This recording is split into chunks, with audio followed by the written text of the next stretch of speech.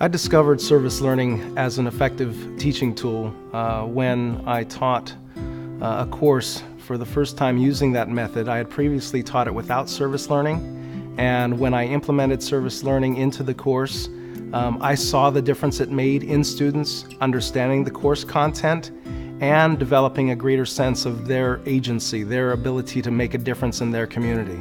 So on both fronts, both intellectually and personal development-wise, service learning was an effective teaching tool in that course. For the university students, it gives them an opportunity to get a hands-on experience in an area where they may have some interest or they may have some uncertainty about whether or not they really would fit in that area, especially in our case in education. I have lots of people who are very good in art, but they really haven't thought about would I actually be good as a teacher, for example, or would I like to go in art therapy or some helping profession where I can really use those other types of skills that I have, as a human being. And so for the students that I have, it gives them a real life experience with real kids and their parents to see, wow, I could really be good in this. I hadn't really thought about this, but this is really worth investing my time in. When I taught this course with the service learning component for the first time, I wasn't yet convinced that it was going to be something that became part of my teaching regimen thereafter.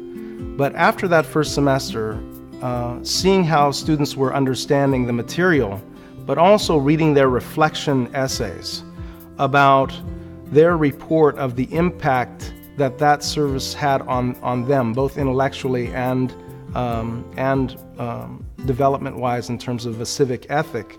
And I'd like to read a quote to you from one of those student papers. This student said, "The most important aspect of my service learning experience was realizing the extent of the problems we were studying in Fresno. I've read about and seen poverty, but to stare at it, to see it in other individuals is different. I grew up poor, but I don't remember ever skipping a meal or being homeless. I know about the homeless problem in the United States, but being up close and personal at the Poverello House is something different. I can't put into words my feelings about what I felt at Poverello House. It's a sense of compassion and empathy for others. Their faces are what has touched me the most."